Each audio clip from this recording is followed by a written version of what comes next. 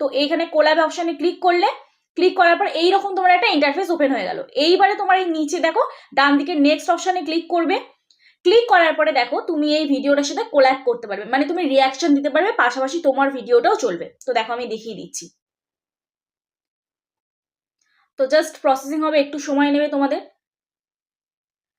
তো চলো এইখানে তো এখানে চলে এলো। এইবারে দেখো পাশে আমার ভিডিওটা শো করছে, তো এই ভিডিওটার সাথে সাথে আমি কিন্তু জাস্ট রেকর্ড করতে পারবো। তো দেখো, তো এখানে আমি রিয়াকশন দিতে পারবো। তো দেখো এই ভিডিওটা পাশে চলছে, এই ভিডিওটা দেখে আমাকে রিয়াকশন আমি অনায়াসে দিতে পারবো।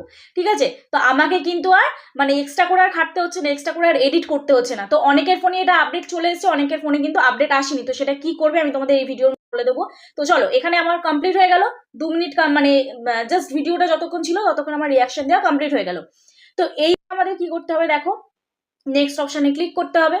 তো দেখো যেভাবে ভিডিও শুরু হয়েছে সেইভাবেই আছে, এখানে টাইটেল দেবে,